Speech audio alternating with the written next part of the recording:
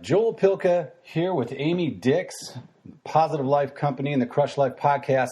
Today we have Zack Crumpler, a husband, father, competitive hip-hop dancer, spinning top enthusiast, and he has an amazing affinity for positivity, and also a friend to Amy and I. Zack, welcome to the show. How are you today?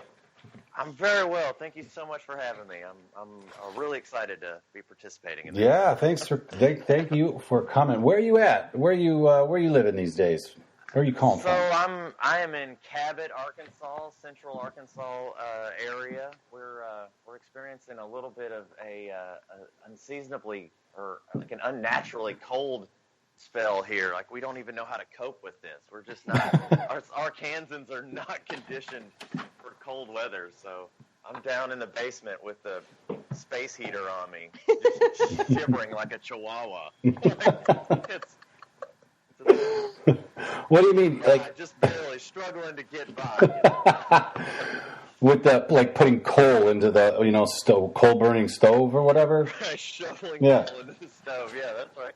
So we were excited to have you on the show. Amy and you have met each other kind of, in different circumstances. And Amy said, wow, this guy, Zack, is just amazing. His story is amazing. His energy, I mean, he's hilarious. You need to talk to him. So you and I had a call and, purposely, we didn't go too deep, but we just was like to get to know you. And I was like, man, I really like this guy. I wish we lived closer. It'd be fun to have coffee from time to time because it's cracking me up. It's a lot of fun. But, on this call, essentially, we talk about a few things. We let it go kind of wherever we want. Try to keep it under an hour for everybody out there. But today, we kind of get into, maybe who helped shape, who you are, who Zack is versus, like Dad. And then there's, some stories I think we're going to get into, and this mantra you have. So just to kind of set the tone, a little bit about you, and then like kind of wrapping that up, like how you stay positive after, the way your life has gone and where things are now, and how you use like practices like that to help every day. So, kind of where I like to start is, so you said you're living in Arkansas. Is that where you're from? Is that where you grew up? Yeah, it's like the magnet in our life. Me and my mom joke about we have this magnet in our butt that just drags us back to Arkansas every couple of years. So I've been in California, Ohio, and North Carolina, and I've been all over the place. But yeah, we always circle back around to Arkansas eventually. So it's yeah, I would say that I'm probably I'm not born in Arkansas, but I'm an Arkansan. An Arkansan? I don't even know. I've never been there, to be honest. Is that how they say that? Yeah. I think that's how they say it. Arkansan. All right. Now we know. Didn't know, now you do. I didn't even want to say it. It sounds. I didn't even want to try to say it. So you grew up there. You have brothers and sisters?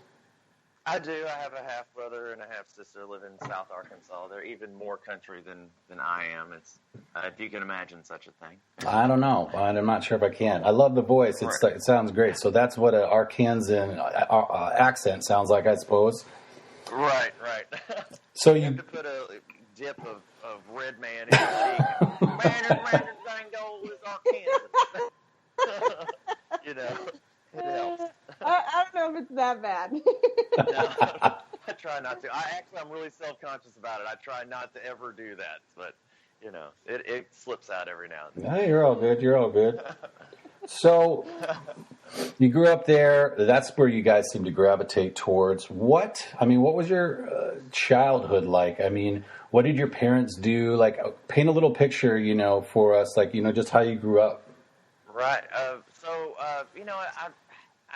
It would sound bad. Like if I wanted to put a negative thing on it, I could probably tune it that way. But really, I've had a really exciting upbringing. My mom and I hit the road a long time ago, and I was like 5 years old, and we went all over the country, and it just didn't matter if we had a place to stay or not. We would sleep in the car, and we were homeless for a stretch. Or for several stretches in and out, and I don't know, just the way that she would always phrase it, it never seemed like a bad thing. It never seemed like we were destitute. It never seemed like this wasn't even ordinary. Like everybody does this. We just get in the car and we go and we live in this car now, and then we'll get And then an we apartment. sleep in it at night. And we just sleep in here, you know, and my room is the back seat, and, you know, and that's my little space. But then you get out and we get a little 900 square foot apartment with a pool, and we're like, oh man, this is a palace, you know. So it's interesting though that I think that just her attitude about it and making everything seem natural. I just never felt like that was I never felt like we were any different from anybody else. So it's hard to really, you know, I don't know. It never felt like it was out of the ordinary. But that was just for a little while, and she eventually got remarried, and we found stability here in Little Rock, and we've been here ever since. And I mean that my parents are divorced, and the classic American story, that 50% ratio, it hit us. My parents got divorced, and I was back and forth in between them, and you know, all tugging and here and there, and eventually grew up, and everything was okay. Like and I'm careful to say it that way because we tend to grab onto all those bad things. You tend to grab onto those and say, this is why I'm this way, and this is why I'm afraid of commitment, or this is why I choose not to love completely, or something, you know, because anything can just be taken away, and I've had nothing, and so I cling to everything. And like I don't want that to be my story, or anybody growing up in my house. I don't want that to be how they are either, because I mean, that's just so toxic, and it's addictive. You can really get addicted to just being in that despair. No, that I see what you're. I don't want that. You know. I see what you're saying. You know, what's interesting though is sometimes sharing, and I know you believe this, I would imagine, but like sharing the story, even if we think, you know, it's something, or it's going to be labeled something, or it's cliche or whatever. People need to hear it, right? Because somebody out there is either going through it and doesn't understand it the way you did, you know, or the way that you chose to like define it. And it's beautiful because you can say, hey man, like, you know, it didn't define me. And I didn't want to be, I guess maybe a statistic of like the cliche thing, but it's interesting to have that outlook. So you said that lasted, you know, for a few years. I mean, do you know, like, what the purpose was? Was your mom just like, did you guys ever talk about it? Was she just like, hey, I need to run, or yeah, that was literally it. I mean, she felt like we weren't, or that she felt like I was in danger being with my dad. Like my dad was really, and he's calmed down a lot now, so I don't want to talk trash about him or anything. But like back then, he was just a terrifying, angry Southern Arkansan, you know, and he was really super aggressive, and he had, I have a memory of my dad walking up to the windshield of my mom's car and hitting it with his fist or his hand or something like that, and just busted the windshield of the car with it. Like, I mean, it's unimaginable how hard you have to punch a windshield and bust a windshield. Like, if you've ever tried to do that, you appreciate how hard he hit that windshield, you know. And I was sitting in the front seat like, oh my gosh, you know. But I mean, she was so afraid that he was going to do something to me or do something to her that she just put me in the car, and she was like, we are leaving. We are never coming back here. And that's what we did. We got in the car, we drove straight to Ohio, and then we drove out to California. I mean, once she let go of that, once she said, like, we are uprooting, and I don't care where we land as long as it's not here, it kind of freed us to do whatever we wanted. It's like that, was that in Fight Club, where he says it's only after you've lost everything that you're free to do anything? Like, she lived that 10 years, 15 years before that movie came out, you know. She said, everything that we can fit in this car is all that we need. And she just hit the road, and like every month or 2 months or something, she'd say, all right, we got to go. And we'd just jump in the car and we'd leave. And again, I was a little kid, so I felt like I knew that it was extraordinary, but I didn't know just how extraordinary it was, because it's just normal life. You just fall in behind your mom. But Well, yeah, you don't know any different at that point. You don't know any different, but yeah. And I did have a lot of. I was like, I do miss my dad. I miss my family and all that. Am I ever going to get to see him again? And she would always be hopeful and positive. My mom is just an unbreakable spirit. She really is. And even back then when we were going through that, we ended up on the FBI most wanted list. My grandmother actually has like VHS recordings of us on FBI. You remember the old show, the America's Most Wanted? Oh, yeah. Back in the day? Yeah. I was on that. I was one of the featured people that was missing, and my grandma recorded it, and I've actually seen it on VHS. Oh, wow. So yeah, so my mom would just get who this was little... the most wanted? Who was the most wanted? I don't know who the most wanted was. We were somewhere on the list. We weren't number one. I felt like if we'd have really stuck with it, we could have got number one, but... if you just applied yourselves. Hindsight being 2020, like, man, if we just stuck it out like another couple months, we would have been there. I don't know. It's far behind me now. I can't chase that dream anymore. But so you were on there because they couldn't find you. Yeah, they were on. Yeah, they didn't know where we were.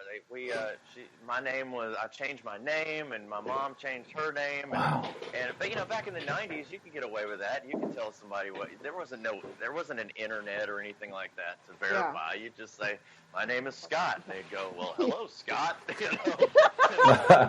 End of story. Like that was all you had to do. So there was nothing. And then as soon as somebody might get onto us, or if they start asking too many questions, like, where do you live? Who's your family? Is that really your name? Pack up and move. We'd go somewhere else. And it wasn't anything to relocate because, we were mobile. So. Did you change your first and last name? Yeah. Or just your last name? I was Scott Zimmerman. So. Wow. Wow. Yeah, it was crazy. But, and I just fell right into that. She was like, let's start going by Scott Zimmerman. And I was like, all right. And that was just, no explanation. It baffles me to this day that I never even asked. I was just like, all right, that's cool. Scott Zimmerman, that's all right. So Scott just Zimmerman roll with was, it, So that was your changed name, but your original name is Zack Crumpler. Yeah, no. I didn't officially change my name. That's just what I told people what my name was now. For how long? How long did that go on? Like over a year. Okay, 14, I think 14 months. So. Okay. Yeah, it was. But again, I didn't ask any questions. I was like, Scott Zimmerman, that works. And we just rolled with it. Do you have an idea of how old you are at this point? Yeah. I was 5, 6. Okay. I was 5 and 6, so I mean, really easy to tell, really easy to roll with that. And I had only been, so I was in the first grade. However old that is, 6 or 7 maybe. Right. Okay. Gotcha. So I mean, so your mom would she work when you guys would bounce around, and then if she was working, what were you doing?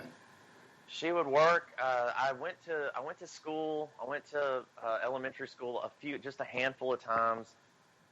It was always difficult because eventually they need shop records and paperwork on you, or just anything. They need something, and so I'd have to get pulled out of school or something. But really, it was more of a daycare option for her. But when I wasn't in school, when I couldn't stay in an elementary school very long, I would just go to work with her, and I would either sit in the car or I would sit up under her desk. There was a couple times that I'd just sit at her desk, and I just had to be quiet and be invisible. Nobody could know I was there, and I mean, it was just, but it was so normal, and the way that she would phrase it, it would just be like, all right, you're just gonna hang out with me. Just be quiet. Don't let anybody see you. It's like a game of hide and seek. And I was like, all right. So I turned it into this little thing where I would creep around under the desks, and I would lurk in the shadows, like a ninja.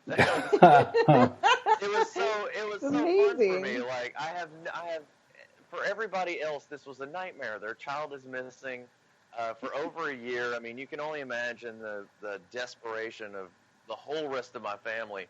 But for me, I was just like, I'm a ninja.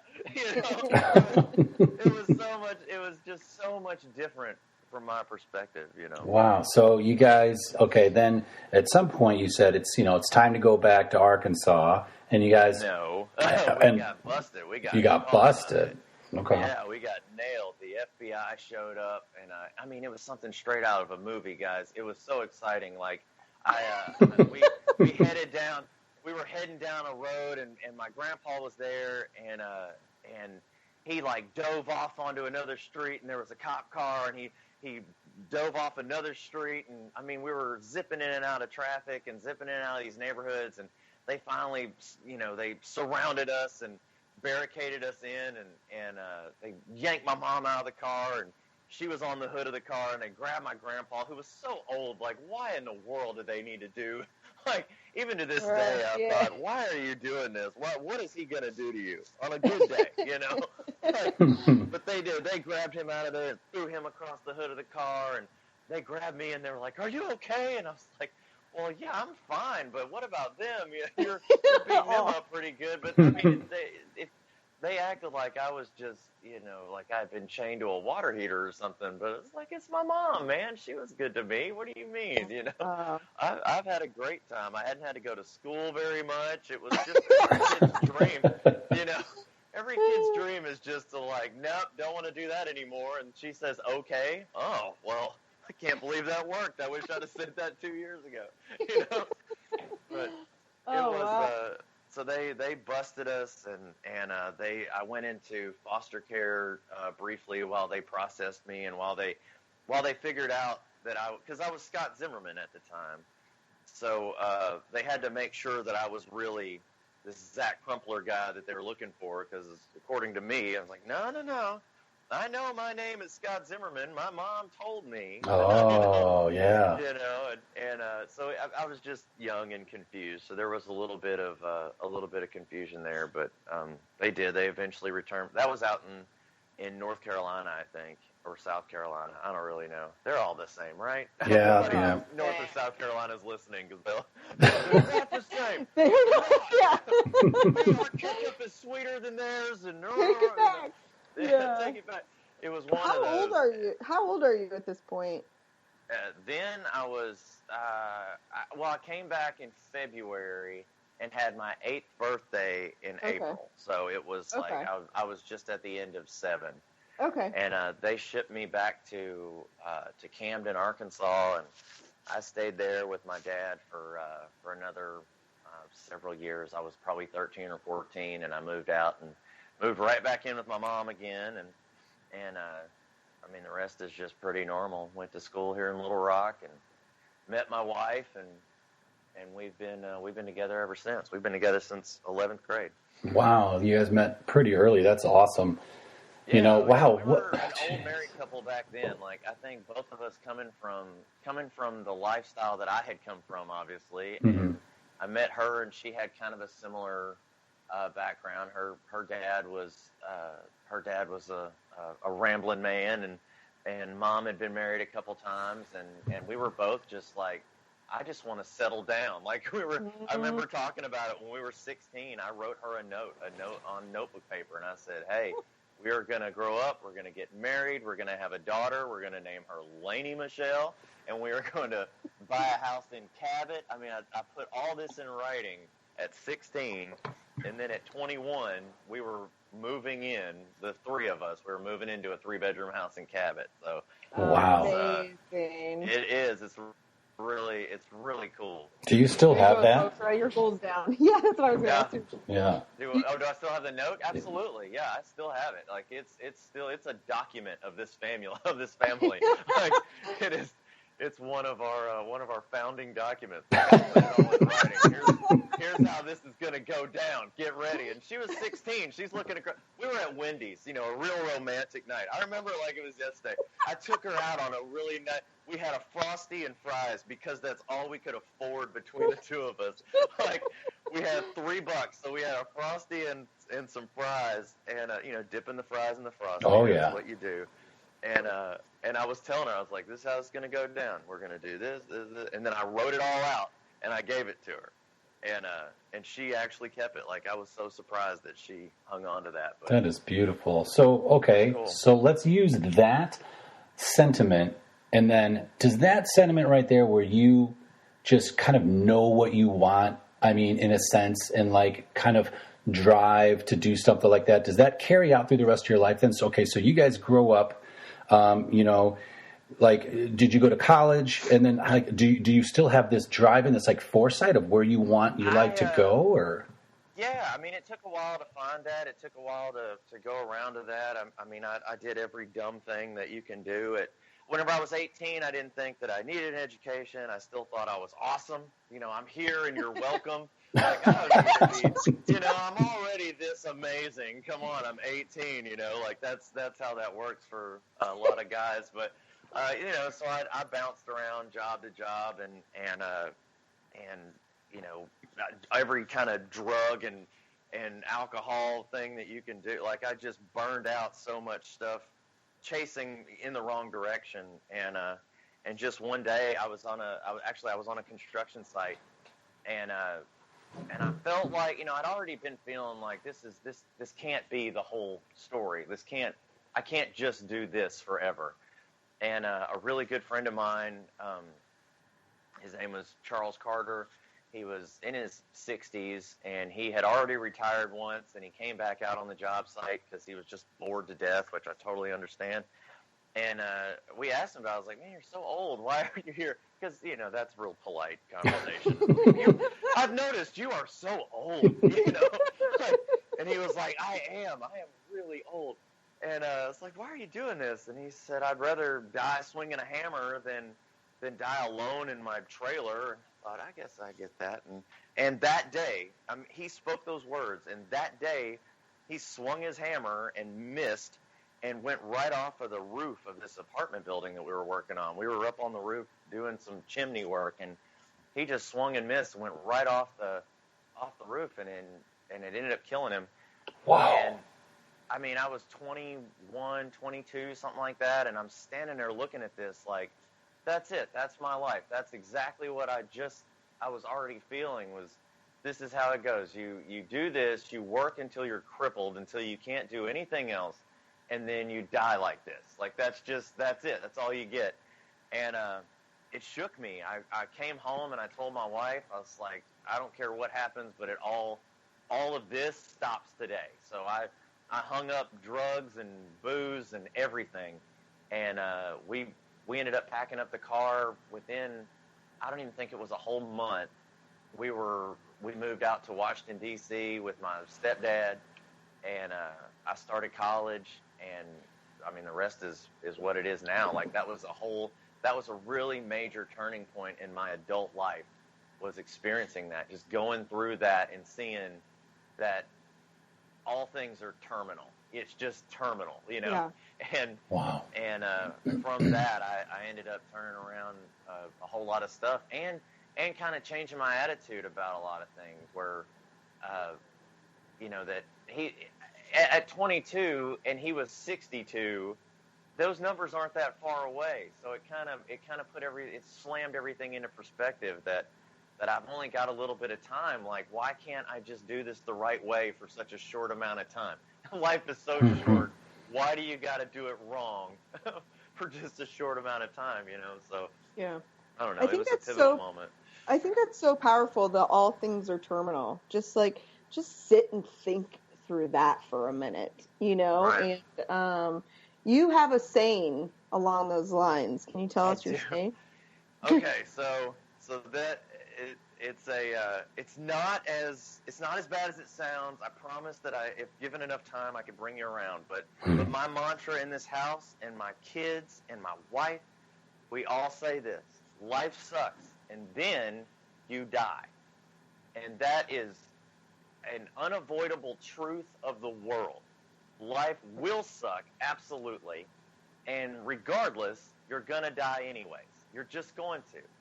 And if you can swallow that pill, I really believe that once you swallow that pill, that life is negative and life is bad sometimes, and you're still going to die at the end of it anyway. Once you swallow that, just get that down, then everything else becomes so easy, and so it stays in perspective. Everything stays where it belongs. Nothing gets bigger than it's supposed to be. That if you, like my little girls, that that dance. They're in competitive dance, and there's two types of kids that get up on that stage, and I see it every year in the competition season. There's the kid that messes up and runs off stage bawling and boo-hooing, and then there's my kid that goes up there, messes up, comes off stage laughing about it, telling everybody, like, I can't believe that. I've done that 100 times. How did I mess that up? Ha, ha, ha. There's two different kinds of people, but it's because that perspective is there. It's like, well, the lights and the excitement, you messed up, big deal. It's just not the end of the world, And I feel like that is a direct result of me pounding into their tiny little fragile brains that there's going to be bad days, guys. There's just going to be. It ain't got nothing to do with you, though. There's just going to be bad days. That's great. It's funny, when Amy first mentioned that to me, you're right. I had to let it sink in because it's an interesting phrase, but if you look at it like that, it's they're so deep on so many levels, like maybe just dealing with anxiety, like, hey, this is just, you're just having a bad moment. It's just a moment. You know what I mean? It's just a thing. That's right. Let it be. Let it pass. Because you don't live your entire life like this. And I didn't have like really anxiety until like later in life. And I remember I was trying to manage it with with like maybe some medication, and I didn't have any. And I turned to my buddy and I was like, dude, I don't feel good.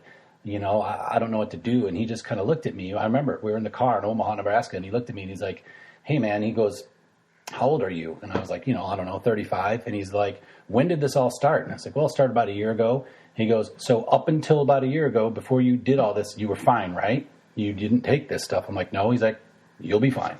And I just kind of was like, wow.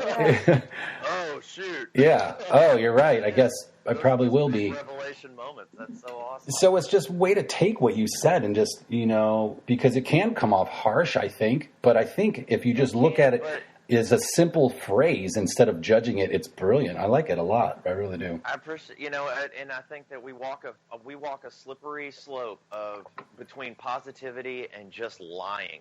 You're just lying. There's a big difference between telling your kid that they did a good job and telling your kid that they're the best thing ever. Maybe you're not. I'm sorry. Maybe you're not. Maybe you're appropriately good or bad at whatever you're doing for your age. But, you're not the best thing since sliced bread. You do need to still try. Everything is still going to take effort. You're not. I think that it keeps everything in perspective. It keeps them from putting too much pressure on themselves. It keeps everybody in check. If you just say, like, it sucks sometimes, but that ain't got anything to do with me. I had I'll tell this story real quick. Yeah. I had a really boring Friday. It was I got off work early. I came home. It was like 12 o'clock, and I came home and I was like looking at my phone, looking at Facebook, laying on the couch. The girls were at a friend's house. My wife was working late. I had the whole afternoon to myself. I wasted it. I just completely wasted it. I sat there on the couch until dark, and then I did nothing and went to bed. My wife came home. It was just her and I.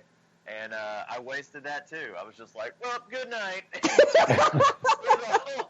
threw the whole day away, just threw the whole day and night away. And I woke up Saturday and I was like, man, that was so dumb. I'm gonna get out here and I'm gonna do something cool. So Brittany was gone.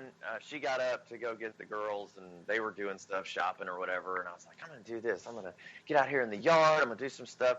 Anyway, I ended up totaling my truck by smashing it into my own mailbox, my own brick mailbox. And end of the day, within a few hours, the realized value of that accident was like $15,000. And this is at 2 in the afternoon. It was a pretty early start to the screwing up. Pretty in the weekend, early, $15,000. Yeah, it's and then all of a sudden, my Friday was pretty good. I was like, man, yesterday was actually probably the better of the 2 days. And I hated it. I woke up Saturday morning bummed out already because I had thrown away the day before. And then I went to bed Saturday why didn't I waste another day? Why didn't I just lay back down on the couch and not do anything? Like it really is. It's a perspective issue. I mean, I think that we can in our day to day, we can get so buried up in the low spots that we forget that there's way lower, there's way worse things that we could be doing today. So Yeah. I don't know. I mean, that's so cliche. I know that's bumper sticker positivity, but really, it is. It's an epidemic. I mean, people just fall apart over some of the smallest things, and I'm guilty of it. We're all guilty of it. This morning I was trying to get my headphones to connect to my phone so we could do this phone call, and it wouldn't work. And I was like, oh my God! I was being so dramatic. Like I was like fixing to hit my wife. Not really. I was like, come here, I want a divorce. You either fix these headphones or I want a divorce. Like we're all bent out of shape, and then it's like, oh yeah, no, think about what the context of the conversation I'm about to have. Yeah. Okay. Deep breaths. Let's just work it backwards. Oh, on. Let's start with the on button. That helps. No, all of a sudden, it's not so bad. Bluetooth gets to go on. That makes a lot of sense. I think a lot of times too, it's like managing expectations, but that is a fine line. You talk about fine lines. It's a fine line too. It's because, let's say I, work in the staffing industry. So, people, especially when you're applying for a job, you think, oh my gosh, if I get this job, I'm going to make this money. I'm going to do this. Our life is going to change. I'm going to do that. Oh my God, I better get this job. I better get this job. And you start, but it's like you can't even go there because you don't have control over you have control over your interview and stuff like this. But you go on such a high, and then you don't get it, and then you're such a low. And it's like, you don't want to not shoot for the stars because you want to have these goals and these dreams. But it's like management of expectations throughout life, and seeing the opportunity for what it is kind of what you're saying about life. Almost, you're saying it. That's it. I say shoot for the middle, man. Shoot for the middle. Shoot for the middle. Like, look, I mean, honest to God, if I told you to run out and slam dunk a basketball, actually I don't know how tall you are, but I'm 5'6". So if you tell me to go slam dunk a basketball on an NBA court, and you just want me to stand there and do it and shoot for that star way up in the sky, that basket, well, why don't I shoot for a step stool that's like 4 feet up? Now it's easier for me to get to the stars, Love shoot it. for the stars, but shoot from the middle. Get to the middle first. People really don't understand how far away the middle is from the bottom. It's a long way up. There is not a good enough. That is beautiful. That's great. There's not a strong enough case being made for the median, for the average. I watched this is my opening slide on my positivity presentation. The case for average is this. I found this guy on TLC just thumbing through TV one night that was in love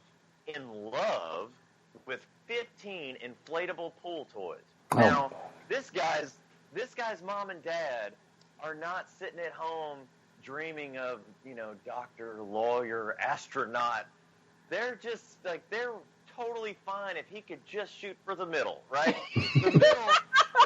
The middle is a long way from out in the pool with your mouth on a orca whale or a dragon named Lila. He named all of them, and they're his buddies, and they sit around the table with him. They go you see that and you say, okay, well, and then you look at your own kids and babe, that dance routine was actually pretty spot on. That was really good. You did a good job. You didn't open mouth kiss any inflatable pool toys on TV, did you? Okay. Well, then you're doing outstanding. You're extraordinary, even. I think that if we emphasize the middle first, just get to average. Let's get there first. Let's just get to average, and then start aiming for shooting for the stars. That's interesting. Yeah, go ahead, Amy. Oh no, I think I think the key there is what you said. Like, I don't even know how you said it, but you said, I don't think people realize how far from the bottom the middle actually is. And when Wow. you think of it from that perspective, now it seems amazing. That's right. So, That's right. and That's right. and the case for the average, I don't know if we'll talk about this, but if we get there, great. But is that should be the title of a book that you write? I would love for that to be. I would love That's your the book. the subtitle to be "You are not sad. You're not. You think you are. You're not. You're not sad. You feel guilty. You actually feel guilty that you're not sad, and so it's all self-imposed. You're sitting there worrying over stuff because you think you should, not because you actually care. Wow. I mean, the vast majority of us, we get on Facebook and we see somebody post some negative, like, oh man, my life is really in the toilet now, and we get on there and we post thoughts and prayers.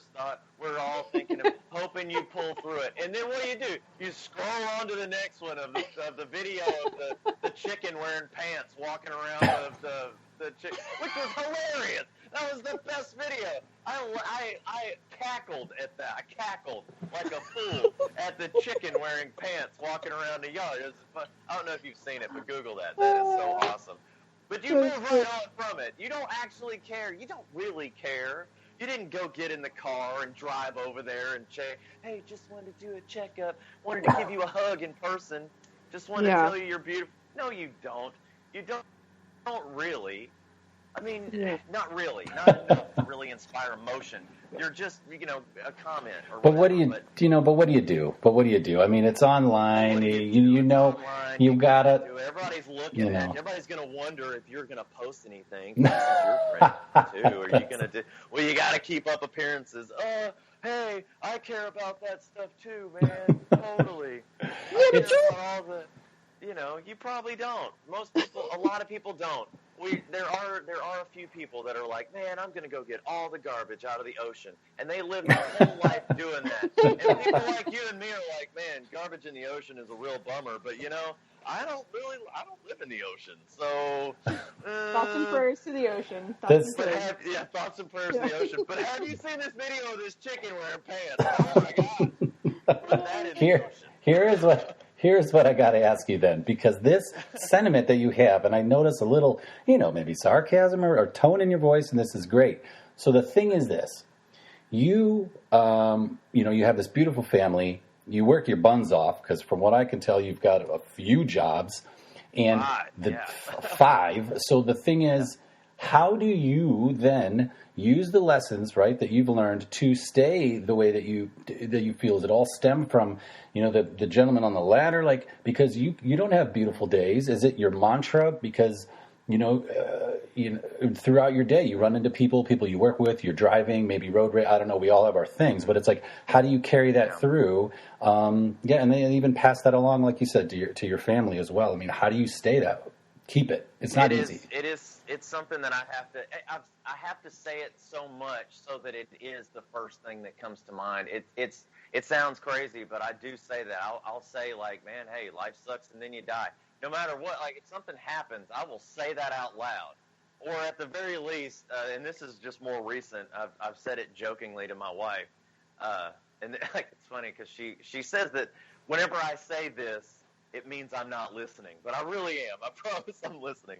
But I'll say, it's just like that sometimes, and that sounds really simple, but man, guys, life is just like that sometimes. We all have that day. We've all been rear-ended in traffic. We've all got a bill we weren't expecting. We've all been through these tough times and experienced death and loss and heartbreak and struggle. We've all done that. It's not, what you have to realize is that what you're going through is not extraordinary. It's not unusual, usually. I mean, most of the thing, I know that there are some outlier cases where there are really dismal existences, and those people, my heart really truly goes out to those people. But the far majority of us are imagining these things to be bigger than they are because we sort of feel like this social commitment to it. We have to, because everyone can see what your life is now, because we're so transparent with social media. Everyone can see what you're going through.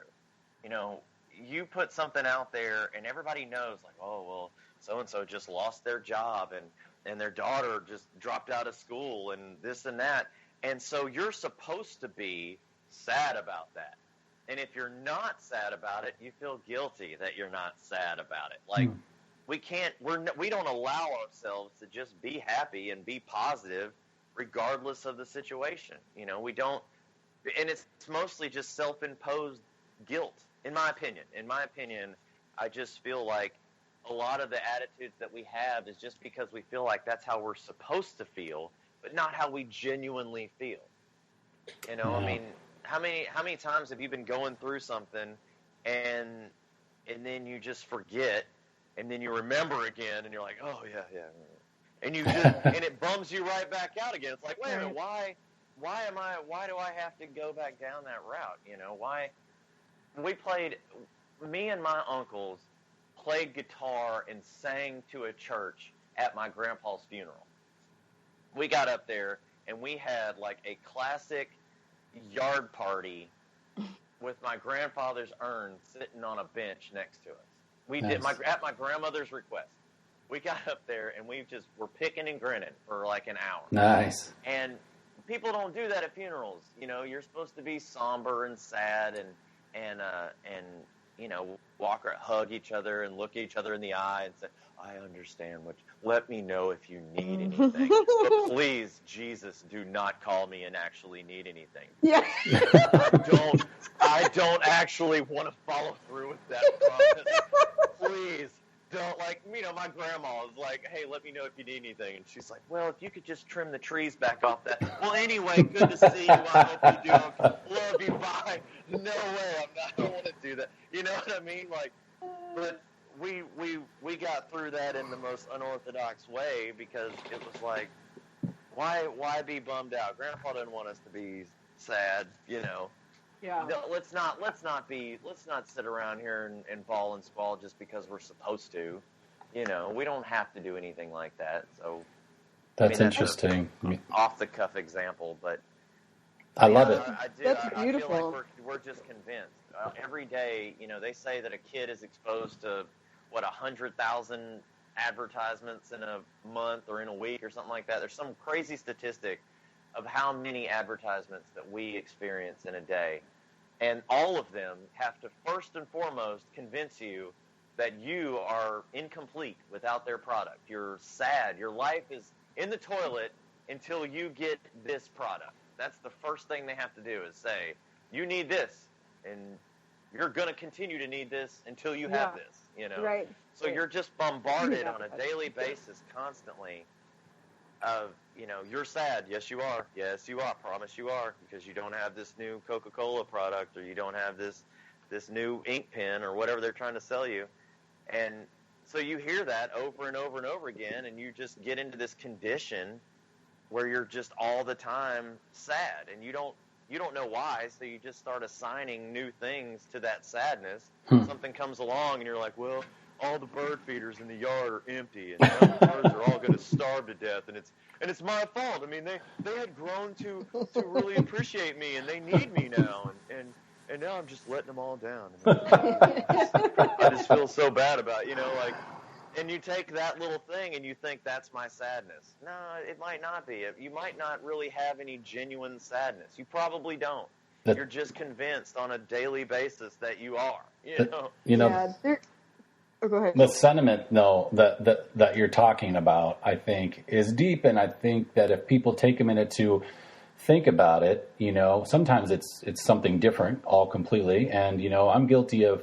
Sometimes if you're sad, it's nice to enjoy that for a minute. Listen to sad songs, whatever it is, write some poems, whatever you're into, because it's a valid emotion. But I get exactly what you're saying. There was a song by, I think, Darius Rucker from Hootie and the Blowfish. He came out and went on a solo career, and he had this song like "It Won't Be Like This for Long." It was something that I kind of gravitated to because with so many things, like with my child, right? When he's having a fit, you can't get him in the car, and he won't put his shoes on, he won't put his pants on. And you're like, hey, man, he's not going to be this age. In a month, it'll be different. In 6 months, it'll be different. He'll be 15 soon, or whatever, even though he's 2. Or, anything. Like, tomorrow, God willing, will be another day, and this and that. And it's just like this, what we're in for this moment, it's not going to last forever. You're going to have another happy day. You're going to have this. So it's like this. It won't be like this forever type of thing, or you'll die. Yeah, this too shall pass. Yeah. This too shall pass. Or you'll die, and you'll be really mad that you spent all this time sad. Yeah. No, that's a big deal. You're right. No, you have some great... look, man, I did not know about a lot of this story, and the FBI thing was mind-blowing. I can't even believe that just happened. I'm going jaw to the floor. You're telling me you're on the most wanted list. My mother successfully avoided the FBI for 14 months. Like, this woman is extraordinary. She would just get these hunches. We'd be I remember one time we were at a grocery store in California, and she left her buggy in the aisle. And we just got in the car and drove to, like, Orlando, Florida or something. Wow. We packed up and left the state right then from the grocery store. She didn't even check out, It was just, she just would get these inklings, or she'd see somebody or something would happen, and she would just roll out. So as bad as that is, I'm still, like, every day impressed by this woman. Well, my mom is probably one of the most exceptional people that and that's the thing. Like, again, so you talk like environment and nurture and nature. I mean, you had this thing, you didn't know really what was going on, but you were having fun with it. You were a kid, I mean, whatever. And then in a really formative time, you grew up through that, but you come out with this drive and this like positivity. You run into this guy, he dies off the roof, like unbelievable that day. I mean, I can't even believe that. And then you turn it into like this life-changing experience, like the way you want to shape your your life and your family. And I love the little, especially the letter with your wife, like, hey, this is what's going down. You on board? This is how we're going to go. We're going to write it up. We're going to have a picket fence. We're going to have a house. We're going to do. It's just beautiful. And so from what I could tell, we're at about an hour, and I don't want to turn it down, but are you in the middle of writing like this story or like this book, or I mean, what's coming up next for you then? I am in the process of assembling that. I'm storyboarding this whole idea, the whole idea behind Life Sucks and Then You Die. It's the older that I get and the more I practice that, the more value I find in it, because every day you meet new people that are struggling with these things, and I feel like the answer is just, it's your attitude sucks, man. You just, like, get a hold of yourself. You're a grown man. Stop being so bummed out. You can decide to just be a happier person. You really can. You really do possess the power to unapologetically change your attitude. You don't owe somebody an explanation. You don't have to tell somebody, hey, I'm going to try this positivity thing out. You just go do it. Just go be different, Mm-hmm. And if somebody says, how can you have such a positive attitude whenever your life is this? Well, you don't owe that person an explanation either, just why? Because life sucks. It just does. That's why, Yeah. It just does sometimes. Look at your own life. Has it been rainbows and unicorns? No, neither has mine, but we might as well just keep on going. It ends the same for everybody, regardless. I have to note this, Amy. What do you think? So when Zack says this, I don't picture the old guy on the bench like, well, life sucks and then you die. It's just like, hey, life sucks and then you die. It's like a different. It's like up. You know what I mean? He's bringing this uptone to it. It's not like it's so great, because when he first said that, when you first said that to me in Little Rock, and that's where we met, in Little Rock, Arkansas. I was speaking on a copywriting, but for 2 days it was just Zack and I. He was the only person. I was the only one that showed up. Yeah. So I feel like more than our time was spent talking about positivity in life, and then a little bit of copywriting and marketing in there. But when he first said that to me too, I had this little, so we were at, I think it was the Hyatt Hotel. It doesn't matter, but the hotel had these like little pads of paper on this like kind of registration table, and I was just kind of sitting at one of the tables because it was just Zack, so we were just sitting there kind of going back and forth and talking. And he said that, and I like stood up, I turned around, I went and grabbed that pad of paper and a pen, and I was like, I'm so sorry, I have to write this down. And I wrote that down on that sheet of paper, and I still have that sheet of paper. I just saw it the other day. It's still in my backpack. And I folded it up. Awesome. There's a couple of things on there that you had said, but that was like one of the big ones that I remember, because I was like, that is so good. Because the way that you said it, you're right. It wasn't like how Joel said it, just sitting on a bench, like, life sucks, then you die. Yeah. You didn't say it that way at the time, and I didn't take it that way at the time. So I love that. I was just like, oh my gosh, that's so good. I gotta write it down. And so that's so awesome. I'm so glad that was impactful, because so many people argue with me on that. They want to just go to town on me, like, that is a really bad attitude. You should not be telling kids that, and blah, blah, blah. I'm like, I will tell all of your kids that. Like, they need to get ready for that. Like, you think it's bad now because so-and-so won't return your text messages? Oh, my gosh. Yeah. Until you find out how unimpressive you really are whenever you enter the workforce, and nobody cares about anything that you know how to do. They're just like, yeah, whatever, sit down and do that. I don't care that you're great at everything. I'm great, but I just need you to do this. Just pick up the garbage, or whatever. You have a lot to share. I think there's a lot of value in that, and the way that you present it, and your humor. And, this was fun. And when you get, when the book is done, we'd love to have you back on, and talk about it, or whatever else you're into along the way. Do you have a timeline on the project? You said you're storyboarding. I mean, is that one of your 2018 goals? Where are you at with that? It's one of my 2018 goals. I really do want to get something all the way together that I can submit to an editor. Actually, Amy set me up with this really nice editor, I think. He seemed really pleasant anyway. It's Aaron Parks. Oh, yeah. Aaron Parks. Yeah. So, talented young man.